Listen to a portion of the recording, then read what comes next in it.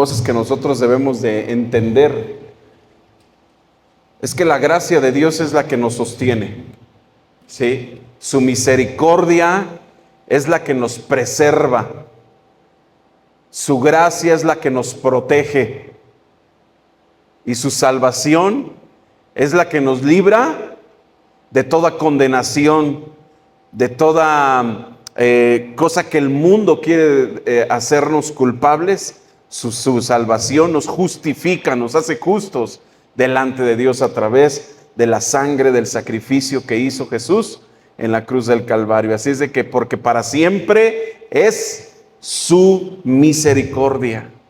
Aleluya.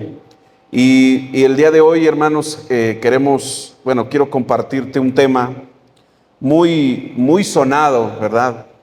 Y que tal vez en muchas ocasiones lo he predicado y lo he hablado en algunas de las enseñanzas que luego te comparto. Y esto habla en el versículo 25 del capítulo 10 de Hebreos. Dice lo siguiente: no dejemos de congregarnos, como es la costumbre de algunos, sino animémonos unos a otros, y con más razón ahora que vemos que aquel día se acerca. Vamos a leerlo otra vez, todos juntos. No dejemos de congregarnos, como es la costumbre de algunos, sino animémonos unos a otros, y con más razón ahora que vemos que aquel día se acerca. Oremos a Dios. Padre, te damos gracias por tu amor, gracias por tu misericordia, por la palabra, Señor, que podemos leer con libertad, y rogamos que tu Espíritu Santo nos hable de una manera precisa y exacta, como lo ha sido siempre en la vida y en el corazón de cada uno de los que estamos aquí. Tal vez un corazón que está hambriento, un corazón que está desesperado, un corazón que está desesperanzado, un corazón que está desanimado. Sé que esta palabra, Dios, va a ser esa medicina, ese ungüento para cada vida, para cada corazón, que puedas hablar a través, Señor, de mi vida, de mis palabras, Señor, que sean de edificación y de exhortación para cada uno de los que están aquí. Te doy gracias, mi Dios, en el nombre de Jesús. Amén y amén. Muy bien, una de las tres cosas importantes que rige a un cristiano o que va edificando, ¿verdad? Cuando tú y yo llegamos a Cristo, Dios nos da una medida de fe. Nuestra roca principal y nuestro cimiento, ¿quién es? Jesús. Y de ahí depende de nosotros cómo vamos edificando, cómo vamos construyendo. Y es importante que nosotros sepamos qué materiales en una construcción se tiene que saber, qué materiales, a qué distancia. Deben de ser una persona profesional, aquella que sabe a qué distancia, cuántos pilares, cuántas traves, qué es lo que va a hacer, si es una casa, si cuántos pisos van a ser, si es un edificio. Todo debe de estar calculado. Y cuando tú y yo llegamos a Cristo, la roca está puesta, la base está puesta. ¿Quién es? Jesús. De allí depende lo que tú sobre edificas, lo que tú construyes a lo largo de tu vida cristiana, donde tú hayas conocido a Cristo, en donde tú hayas nacido. Hay un cimiento, hay una base, hay un principio, y es Jesucristo, que es la roca principal de nuestra fe. Amén. Entonces es interesante lo que voy a compartirte, y que es muy sonado, que es muy hablado, que es muy predicado, y por lo cual muchos de alguna forma se toma como a la ligera.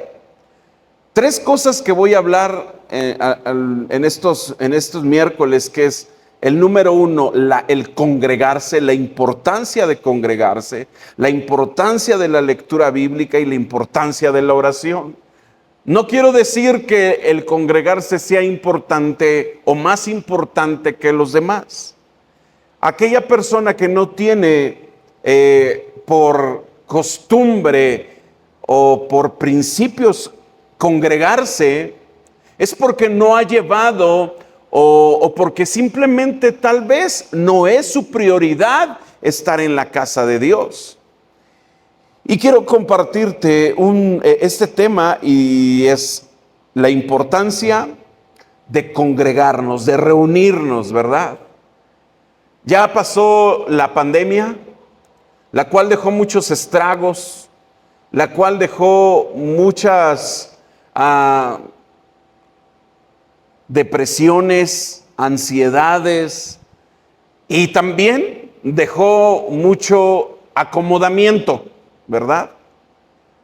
Vemos que en la actualidad, si nosotros, y yo estaba buscando, pero yo creo que en algún momento para el 2024, sé que habrán algunas estadísticas y espero tal vez salgan, de cuántas personas dejaron de congregarse después de la pandemia. Antes de la pandemia, porque pasó esto y hubo un antes y un después, ¿sí? Y la importancia de congregarnos es porque está establecido en la palabra de Dios. Hay cosas que están establecidas y que tú y yo no podemos negociar. Están escritas y las tenemos que llevar a cabo. No son sugerencias, son ordenanzas, estatutos, mandamientos. Tú y yo debemos de entender qué es un mandamiento de Dios, lo he dicho muchas veces, que es una convicción personal, y otra, cuál es la norma o la forma de hacer las cosas de cada lugar, ¿sí? Por ejemplo, si una mujer, para ella, su convicción es no vestir pantalón o no ponerse pantalón, es su convicción, pero no es un mandamiento de Dios. Cuando no se traspasan esas líneas, podemos estar en equilibrio. Cuando dice Dios, no robarás, ¿qué dice? ¿Es alguna sugerencia o es una convicción? Es un mandamiento, ¿sí? Ahí no te dice, bueno, si el gobierno roba, pues tú también robas. ¿Verdad que no?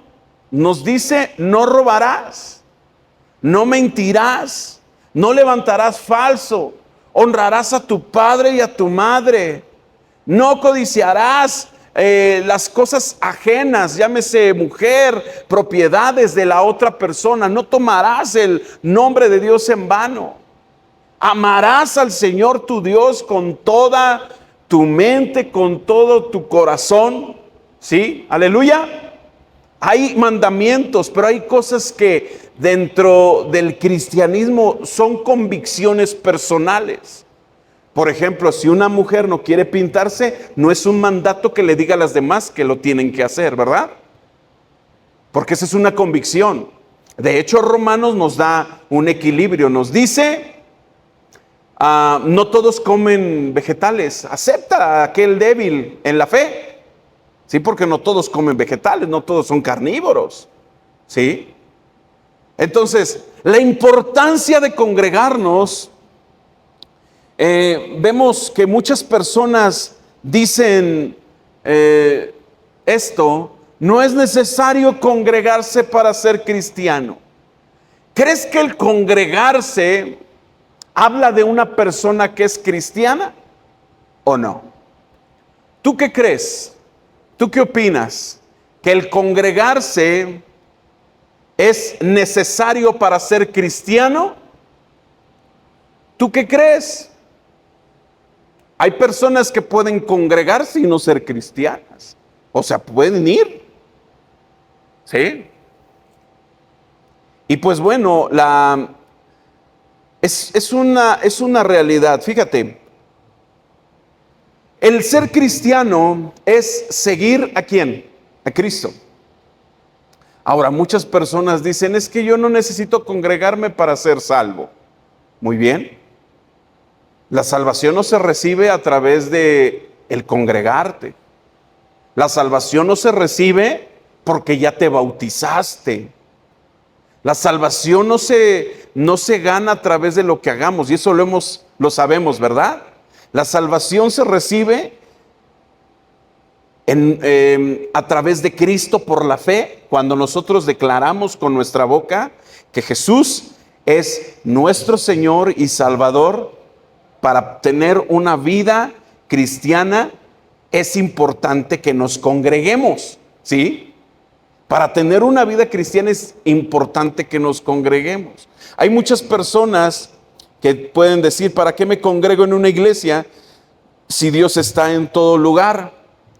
No tengo necesidad de congregarme, yo oro en mi casa. ¿Y a quién le gustan esos comentarios? Hasta ahí lo subrayé, esa imagen está bien curiosa, ¿verdad? A Satanás y a 7 demonios más les gusta esto. Porque muchas personas pueden decir, no tengo necesidad de congregarme, yo oro en mi casa. Eso es lo que le gusta a Satanás, que nadie se congregue. Ahora, muchas personas, vuelvo a repetir, dicen, Dios está en todo lugar, no necesito congregarme. Y sí, eso lo dice en su palabra. Dios está en todo lugar, ¿sí o no? ¿Sí o no? Dios está en todo lugar. Dice la Biblia, ¿dónde puedo esconderme de tu espíritu? ¿Cómo podría huir de tu presencia? Si subiera yo a los cielos, allí estás tú. Si me tendiera en el sepulcro, también estás allí. Si levantara el vuelo hacia el sol naciente, o si habitara en los confines del mar, aún allí tu mano me sostendrá, tu mano derecha no me soltaría. Si quisiera esconderme en las tinieblas y que se hiciera noche la luz que me rodea. Dios está en todo lugar, aleluya.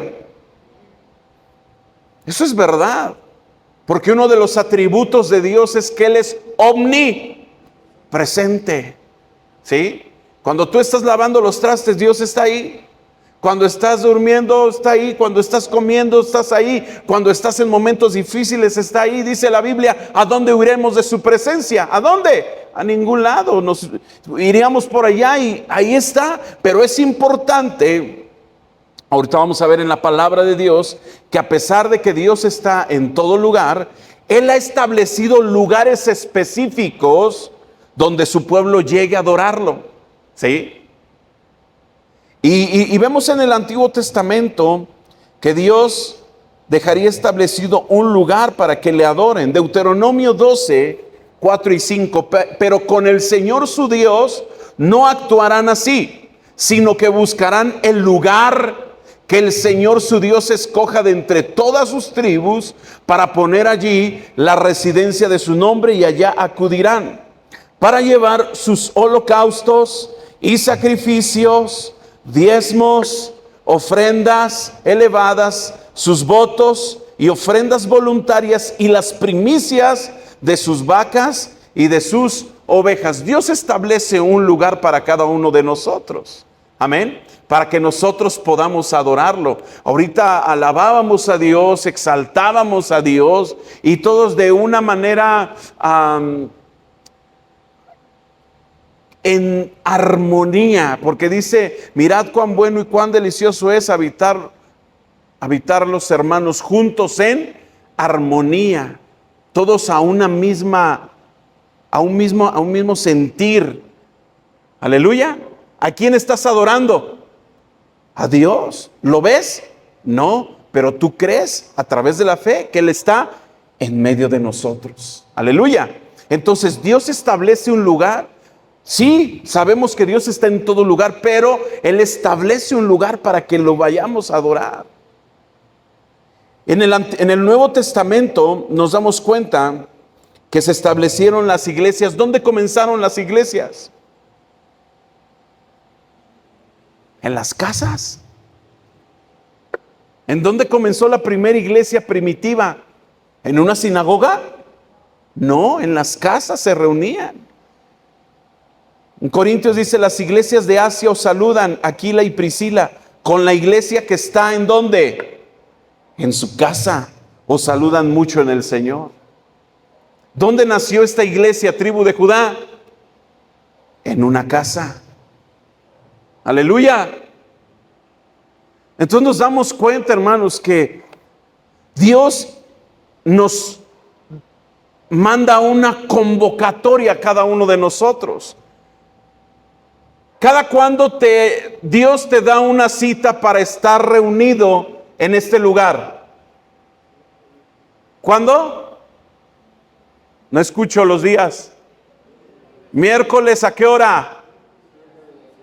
Y luego domingo a las 11 de la mañana. ¿Sí?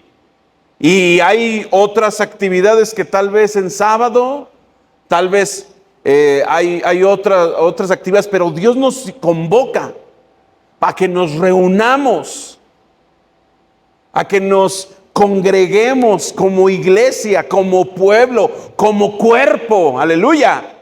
Y ahorita vamos a ver por qué es importante o cuáles son las razones por las que un cristiano se debe de congregar, ¿qué? Constantemente, no una vez. Porque puede decir que tal vez yo ya me he congregado, pero ha sido constantemente. No, ¿qué crees? Que sí le he batallado. Es importante que un cristiano se congregue constantemente. Hace rato, bueno, un día, ayer, no sé, si ayer o hoy, subía una imagen.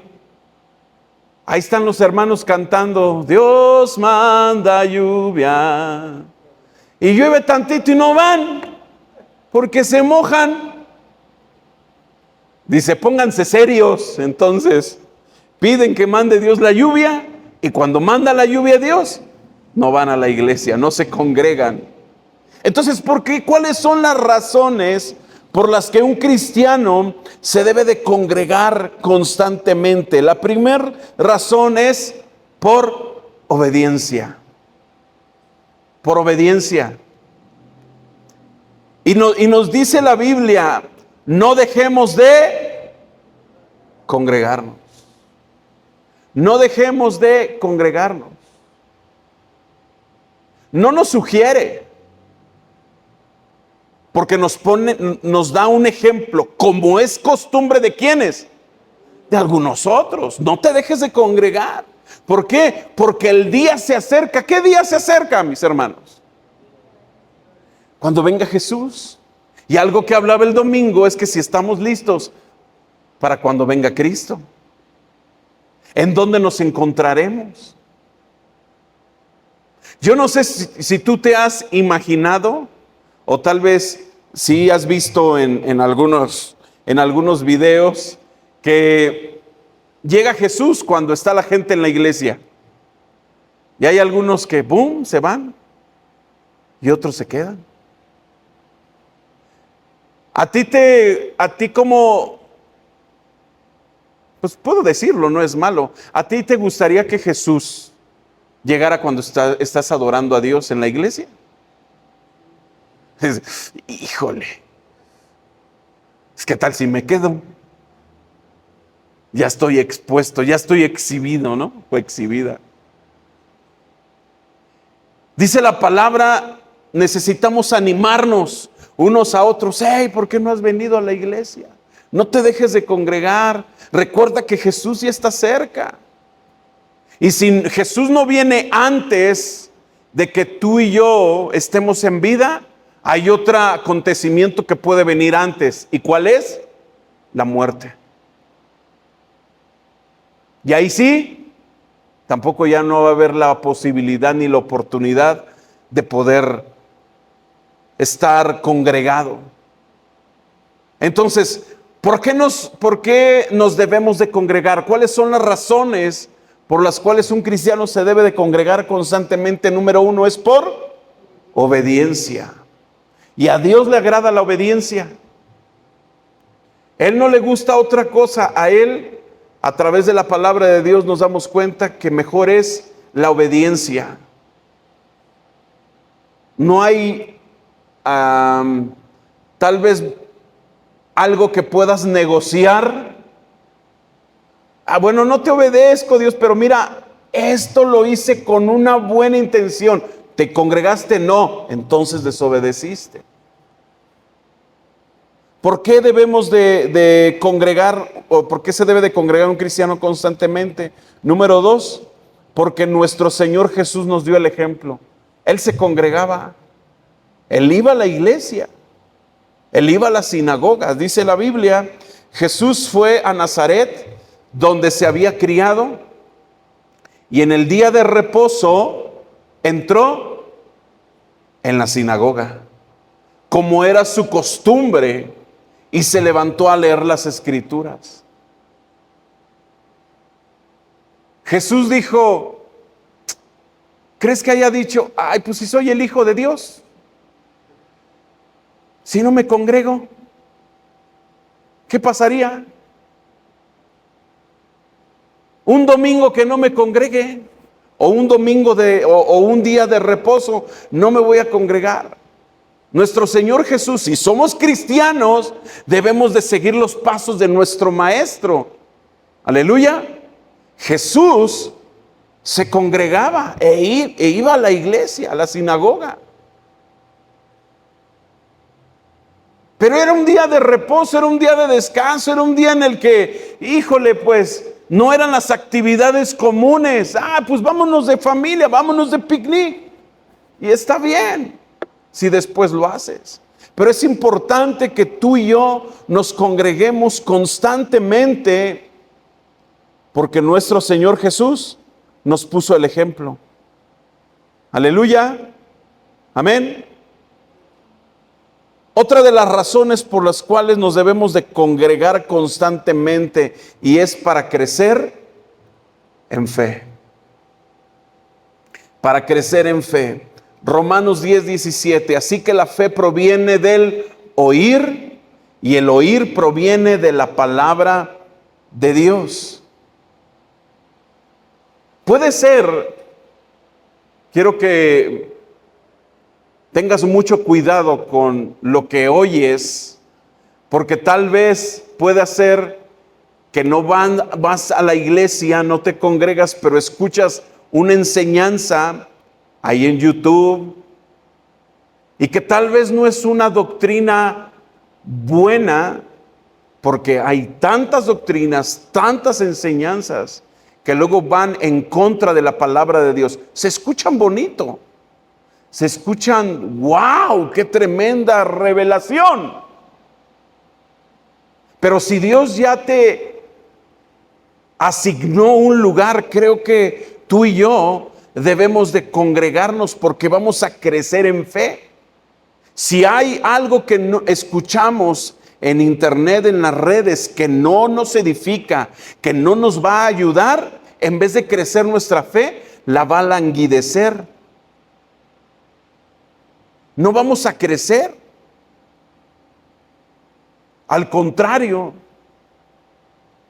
es importante que nos congreguemos para que lo que escuchemos en el lugar en donde Dios nos asignó, en el lugar en donde Dios estableció que fueras, es para que crezcas también en fe.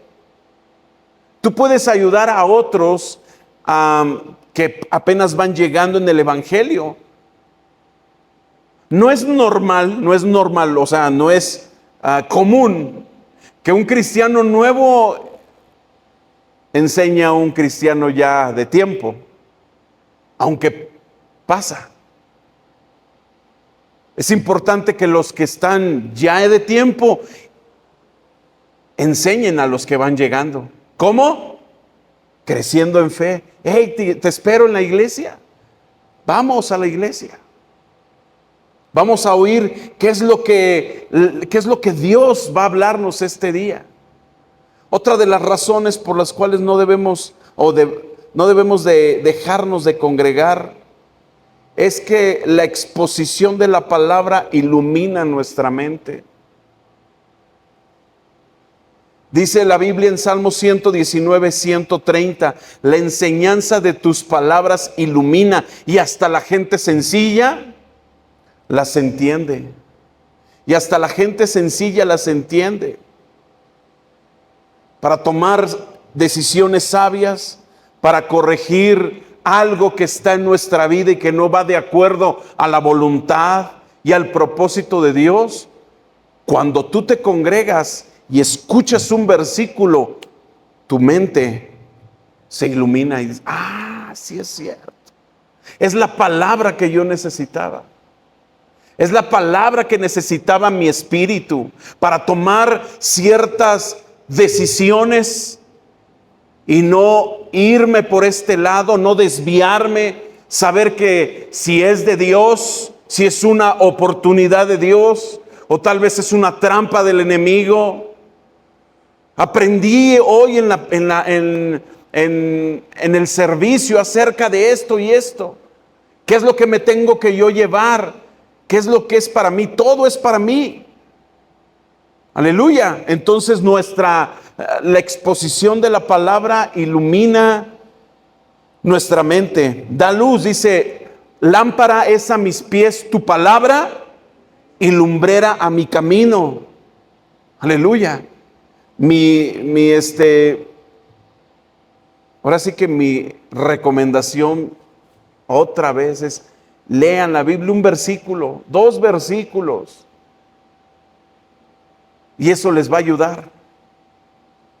Ahora, ¿por qué es importante? Otra de las razones por qué es importante congregarse, porque los primeros cristianos, que es la iglesia primitiva, lo hacían.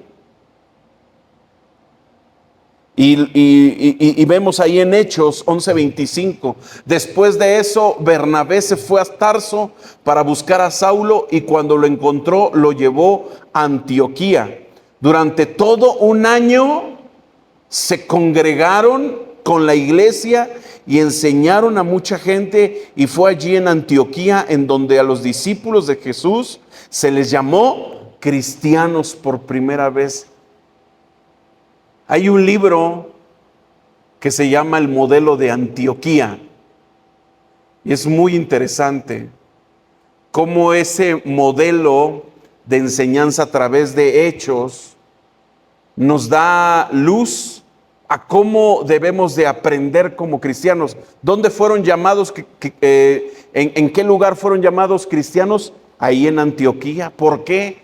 ¿Qué hacían? ¿Cuáles eran sus obras, su testimonio? ¿Cómo es que a la demás gente les llamaron cristianos?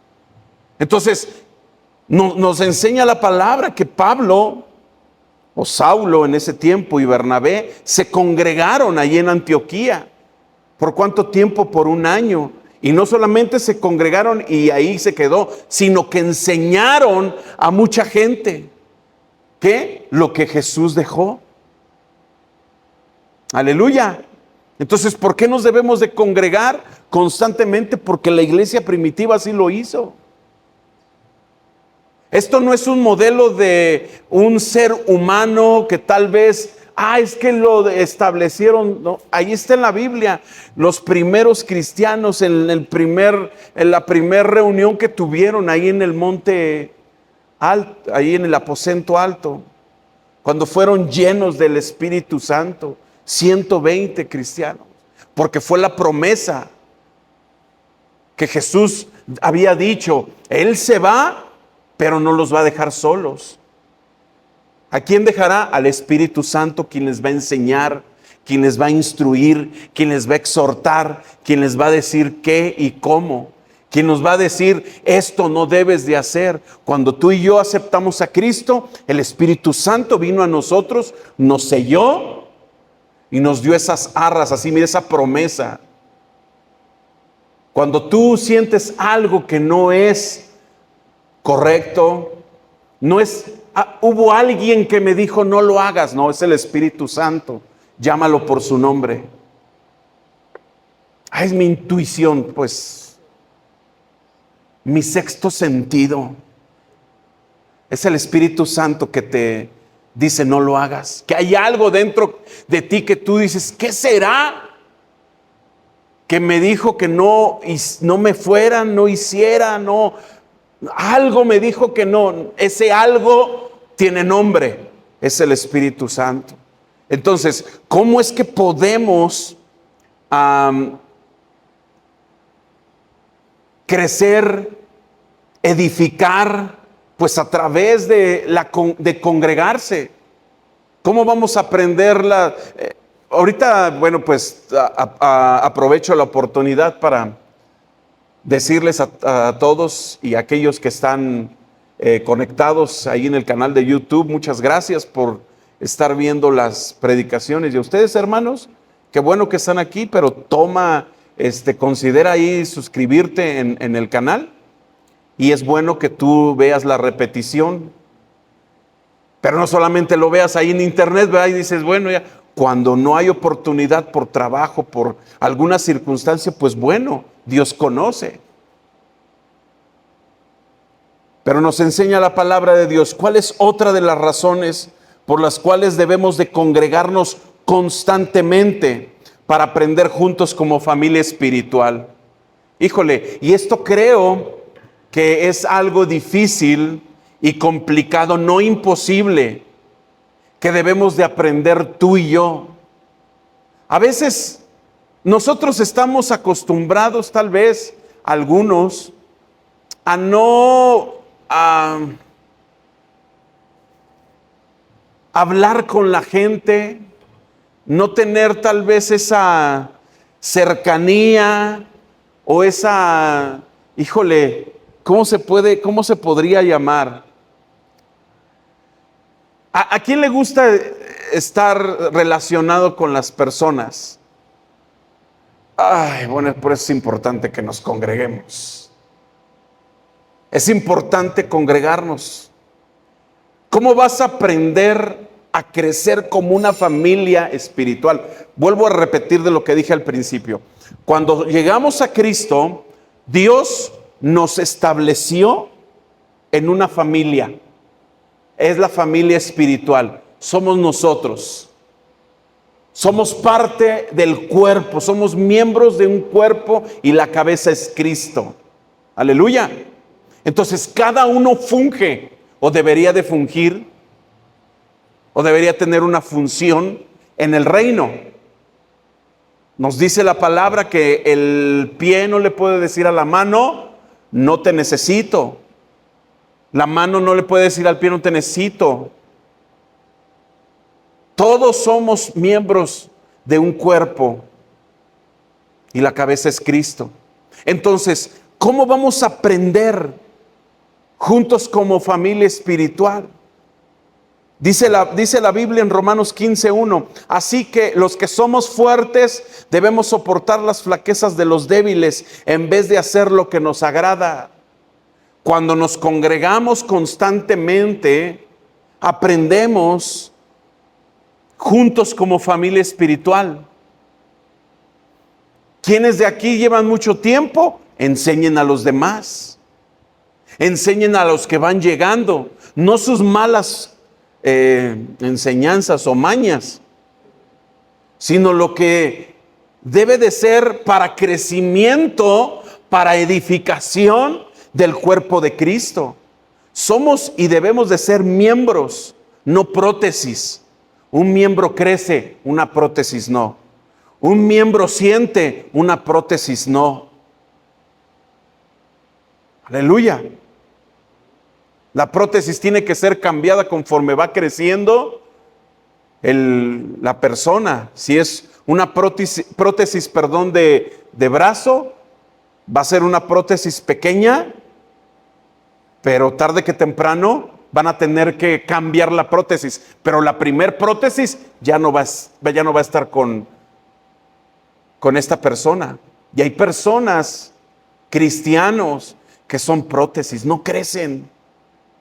Prefieren irse a otra iglesia porque no les gusta congregarse. Ay, no, es que este hermanito, ay, verdad, ¿Qué es lo que dice la Biblia? Soporten las flaquezas de los débiles. ¿A quiénes están hablando? Aquellos que son fuertes en la fe. Aquellos que ya llevan mucho tiempo en el Evangelio.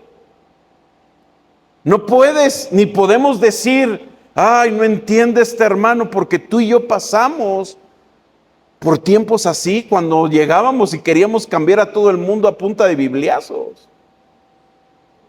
Y ahorita ni los bibliazos queremos hacer cambiar. Menos nosotros no cambiamos. Dice la Biblia, nosotros recibimos de Él este mandamiento: el que ama a Dios, ame también.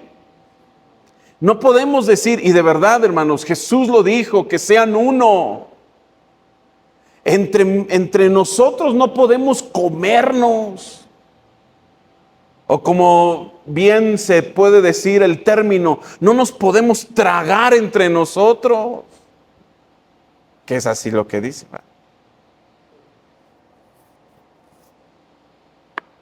Porque cuando no hay un crecimiento, imagínate que alguien en su no es inconsciencia, en su tontería, ¿cómo? Perdón. En su tontería. Imagínate que va creciendo juntamente y que diga, ay, no quiero que mi brazo crezca conmigo, lo voy a cortar. Pues no. Sería una tontería, ¿verdad?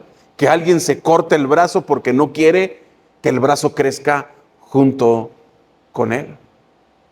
Y eso es mutilar el cuerpo.